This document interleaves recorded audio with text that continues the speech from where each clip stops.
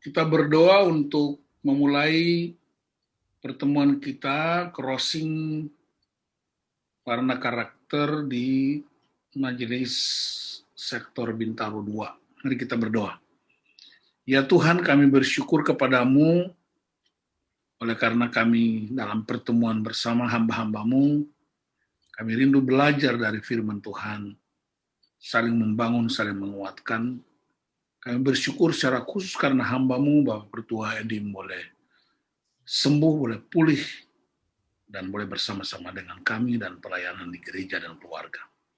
Segala hormat buat Engkau dan kami persembahkan pertemuan ini hanya untuk kemuliaan Bapa di surga dalam nama Tuhan Yesus Kristus. Amin. Saya mau ajak kita renungkan Lukas pasal 13. Lukas 13 ayat 6 sampai dengan ayat 9. Injil menurut Lukas 13 ayat 6 sampai 9. Demikian firman Tuhan. Lalu Yesus mengatakan perumpamaan ini. Seorang mempunyai pohon ara yang tumbuh di kebun anggurnya, dan ia datang untuk mencari buah pada pohon itu, tetapi ia tidak menemukannya. Lalu ia berkata kepada pengurus kebun anggur itu, "Sudah 3 tahun aku datang mencari buah pada pohon ara ini, dan aku tidak menemukannya. Tebanglah pohon ini. Untuk apa ia hidup di tanah ini dengan percuma?" Jawab orang itu, "Tuan, biarkanlah dia tumbuh tahun ini lagi. Aku akan mencangkul tanah sekelilingnya dan memberi pupuk kepadanya. Mungkin tahun depan ia berbuah. Jika tidak, tebanglah dia."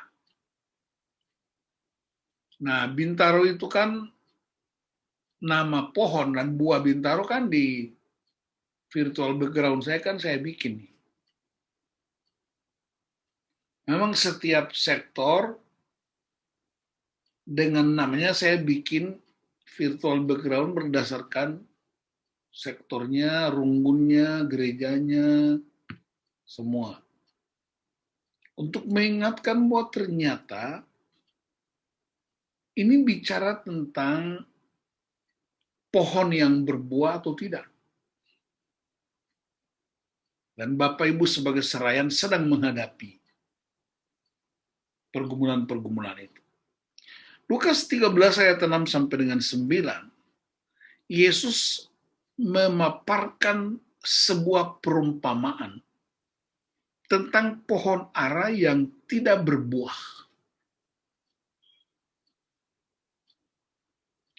Tapi pohon itu bertumbuh di tengah-tengah kebun anggur.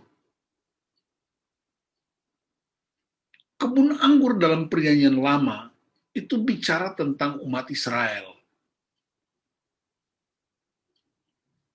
Pohon ara bicara tentang sesuatu pohon yang dicangkokkan ke dalam kebun anggur. Dan di sini kita belajar tentang prinsip kerajaan Allah, yaitu prinsip lembut tapi tegas. Kenapa banyak problem yang kita hadapi di gereja, Bapak Ibu? Kita menghadapi problem di rumah tangga, problem pelayanan, silih berganti, karena kita mengabaikan prinsip ini. Lembut tapi tegas. Ada orang yang tinggi kelembutan, tetapi dia rendah ketegasan. Tinggi kelembutan itu ketika anak bersalah, ketika jemaat bersalah, kita maklum.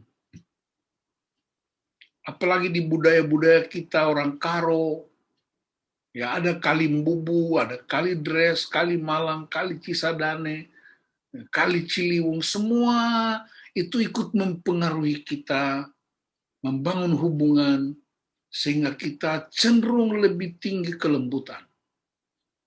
Salah kita enggak tegur. Berkata-kata yang tidak baik kita enggak tegur. Tapi jadi kita terus mengerti dan mengerti, lembut, seolah-olah baik sekali, tinggi kelembutan. Dan saya mau beritahu Bapak dan Ibu, ya,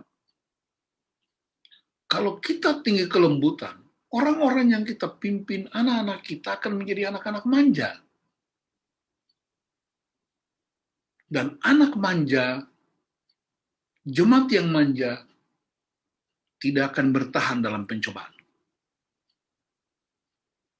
Karena dilatih dengan tinggi kelembutan. Mengerti terus.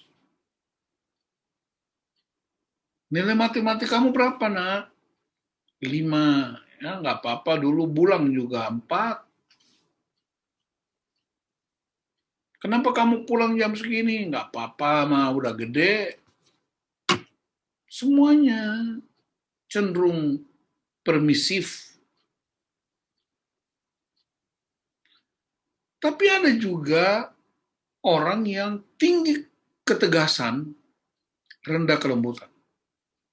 Tinggi ketegasan itu penuh dengan disiplin-disiplin, penuh dengan peraturan-peraturan, penuh dengan instruksi-instruksi, tinggi ketegasan, tapi rendah kelembutan. Apa yang terjadi? Orang-orang yang kita pimpin akan menjadi pemberontak. Kita sedang menanamkan spirit pemberontakan. Karena selalu dengan tegas. Nah, Tuhan mau kita seimbang. Tinggi ketegasan, tapi juga tinggi kelembutan.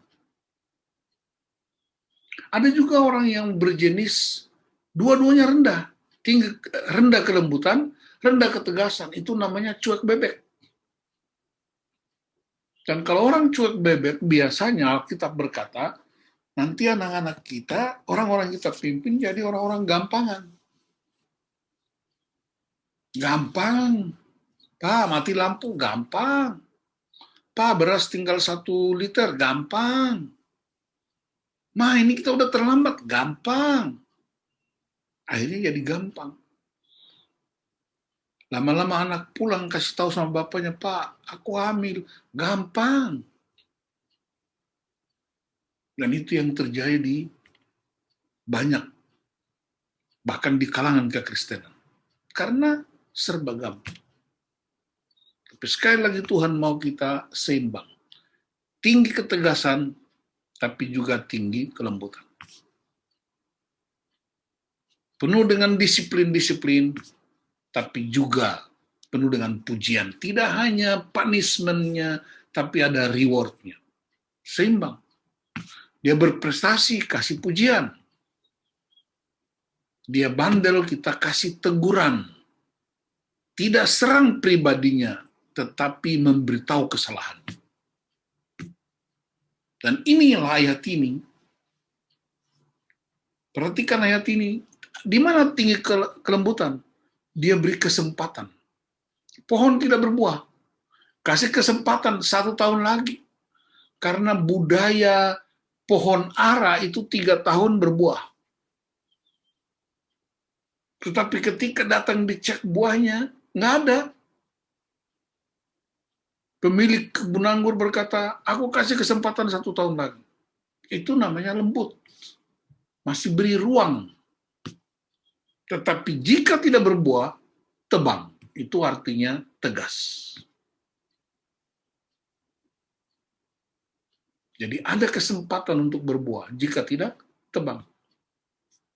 Ini yang disebut prinsip kerajaan Allah, seimbang. Jadi selalu Tuhan kasih ruang buat kita. Untuk mempraktekkan tinggi ketegasan, tapi juga tinggi kelembutan. Di cerita lain satu kali Yesus berjalan dengan murid-muridnya. Dan Yesus lapar menurut kisah itu. Dia mendatangi sebuah pohon ara. Dan ternyata pohon ara itu rindang daunnya, tetapi nggak ada buah. Dan kenapa dia nggak berbuah? Memang karena itu bukan musim buah ara. Tetapi Yesus kemudian bikin tindakan. Yesus berkata, mulai hari ini, satu orang pun tidak akan makan dari buahmu. Itu bahasa lainnya, dia mengutuk pohon itu. Begitu besok, balik dan lewat situ lagi, Petrus bilang sama Yesus, Guru, pohon yang kau kutuk kemarin itu, sudah kering sampai akar-akarnya. Mungkin orang lingkungan hidup berkata Yesus tidak punya environmental minded. Dia Yesus kok nggak mencintai lingkungan. Kenapa pohon ara belum musimnya? Bukan musim buah. Kok bisa pohonnya dikutuk karena nggak ada buah? Sebenarnya Yesus sedang mengajarkan murid-murid. Yesus sedang mengajarkan murid-murid, jika kamu hidupmu tidak berbuah, kamu akan kering seperti pohon yang tidak berbuah ini. Yang kedua, pohon itu, ara itu, dia berbuah berdasarkan musim. Dan Yesus mau kasih tahu sama murid-murid, hidupmu, pelayananmu, pekerjaanmu, jangan berdasarkan musim, tapi harus berbuah setiap hari. Jangan jadi orang Kristen musiman. Jangan jadi serayan musiman. Jangan jadi anggota jemaat musiman. Musim perjamuan kudus, gereja penuh. Musim Natal, meluber sampai pasang tenda. Baktian minggu biasa, santai aja. Nggak penting-penting banget. Ya, dan itu pola-pola yang kita anut sehingga kemudian banyak orang tidak berbuah karena hidup berdasarkan musim. Ada orang bilang melakukan pemuritan itu bukan dalam gedung gereja atau di ruangan. Yesus melakukan pemuritan itu dalam kehidupan sehari-hari. Sambil makan dia mengajar, sambil di perahu dia mengajar, di perjalanan. Sampai-sampai dia pakai semua metafora.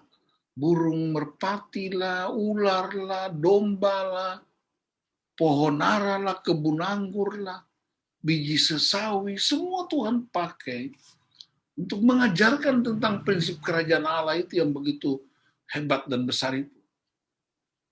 Nah, pohon ara yang tidak berbuah, dan itu bukan musimnya. Tapi Tuhan mematikan pohon ara itu untuk memberi pelajaran penting buat murid-murid. Kalau kamu tidak berbuah, kering. Tidak punya hikmat. Tidak punya potensi yang bergairah. Tidak bisa menjadi tempat perlindungan. Tidak menjadi tempat untuk orang mencari makan karena tidak ada buah. Serayan-serayan yang hebat itu menjadi tempat di mana orang datang mencari buahnya. Ingin berlindung di bawah karena ada terik panas matahari. Memberi kenyamanan. Tapi juga Yesus menegur murid-muridnya. Kamu jangan berbuah berdasarkan musim. Seperti pohon ini. Orang lapar nggak tunggu musim. Dia butuh makanan tiap hari. Murid-murid diajarkan supaya jadi pelayan-pelayan yang berbuah setiap hari. Dan itu butuh kedekatan. Berdekat dengan sumbernya.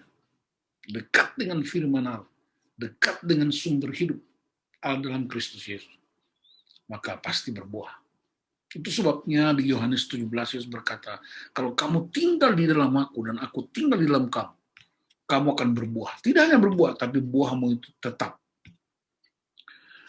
Buah tetap itu bicara tentang konsistensi. Buah tetap itu bicara tentang kualitas yang tidak mengalami inflasi. Ingat, uang bisa inflasi, tapi firman Allah tidak pernah mengalami inflasi. Sehingga dalam pelayanan Bapak Ibu di sektor Bintaro 2, bisa jadi kita menghadapi pohon ara yang tidak berbuah. Kita menghadapi pohon ara yang kering dengan akar-akarnya. Kita menghadapi orang-orang yang mungkin datang ke gereja musiman, apalagi virtual. Dan kita semua pernah alami itu di gereja-gereja kita. Tanggal 1 sampai 15, senyumnya masih sumringah. Tanggal 16 sampai 20 udah beda. Karena kehabisan segala sesuatu. Nah, itu jemaat-jemaat kita menghadapi itu. Dan kita para pelayan juga mesti lebih dulu. Jadi Tuhan butuh dari kita prinsip keseimbangan. Karena keseimbangan adalah kekuatan. Ya. Yang membuat kita mengerti tangan kiri dan tangan kanan. Orang bisa bedakan tangan kiri dan tangan kanan.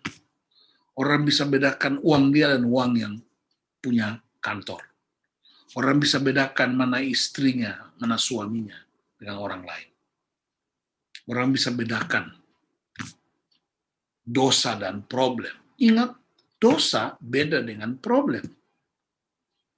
Problem banyak jalan keluar. Tapi dosa hanya satu jalan keluar. Ketika Bapak Ibu punya problem keuangan, jalan keluarnya banyak.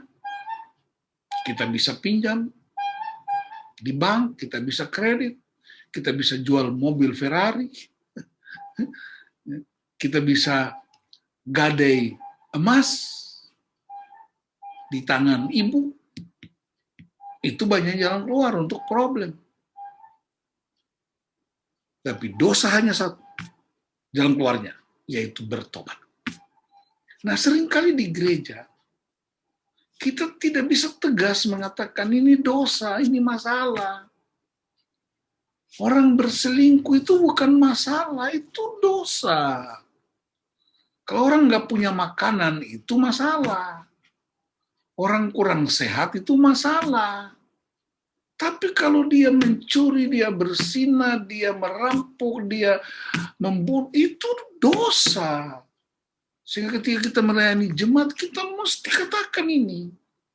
Pak Pendeta, Pak Pertua, Pak Ibu Diaken, tolong doakan kami, suamiku ada masalah. Apa masalah suamimu? Nande, suamiku selingkuh. Kasih tahu itu bukan masalah. Itu bukan pergumulan, itu dosa.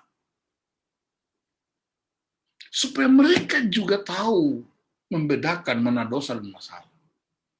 Tapi karena kita semua ini selalu pakai perasaan lembut terus, oh nggak apa-apa Bu, semua orang mengalami hal yang sama. Kok jadi begitu jawabannya? Tenang aja, semua pria begitu. Enggak semua pria begitu, saya nggak begitu. Kali, kamu aja kali. Oh nggak apa-apa Bu, nah, memang dunia ini begitu, jadi kita salahkan dunia ini. Adam dulu juga begitulah.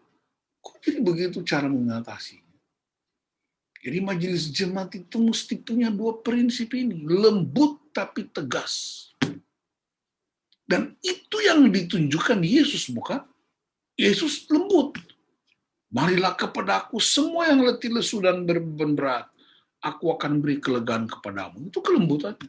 Tapi dia juga tegas. Celakalah engkau kota-kota yang tidak bertobat. Dia tegas orang-orang yang berjualan di bait Allah. Dia tegas usir setan, keluarlah engkau, nyala engkau. Keluar itu setannya. Kita keluar, keluar. Kalau kamu nggak keluar, aku yang keluar. Akhirnya yang keluar bukan orang itu, setannya keluar, urat leher kita yang keluar. Yesus lembut dan tegas. Dan itu pola kita, itulah tujuan hidup kita, itulah karakter yang kita tuju. Dia ketemu dengan perempuan yang kedapatan bersinar. Lembut, tapi tegas. Dia terima. Tapi kemudian dia bilang, pergilah dan jangan berbuat dosa lagi. Itu tegas itu. Dia ketemu perempuan di sumur di dekat Samaria, sumur di perkampungan Samaria. Kamu kan sudah 7 kali menikah. Dan kalau kamu minum air ini, kamu akan haus lagi. Tapi kalau kamu minum yang satu ini, kamu tidak akan haus lagi selama-lamanya. Dan wanita itu menjadi duta besar kerajaan Allah yang kemudian membuat satu kota bertobat. Tegas. Aduh, nggak enak ah. Ibu aja, Ibu Yuliana aja yang ngomong, kita nggak enak. Udah Pak Edim aja, udah Pak Antoni aja. Nah kita saling sut-sutan siapa yang mau bilang, orangnya udah mati. Bapa di sorga juga tegas dalam perjalanan orang Israel. Tapi dia juga lembut, menyediakan semua.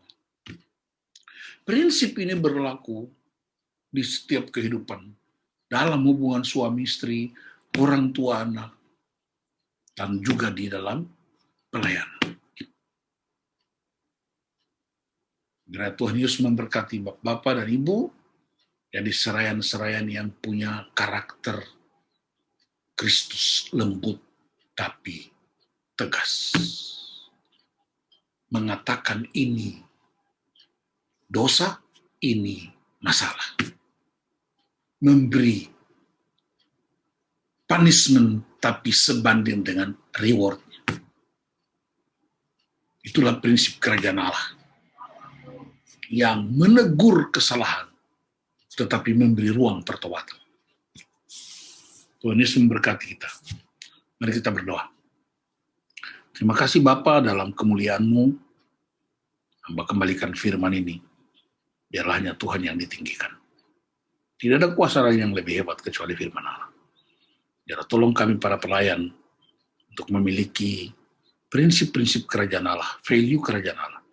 Lembut tapi tegas, seimbang, seperti Kristus dan Bapa di surga. Dalam nama Tuhan Yesus. Haleluya.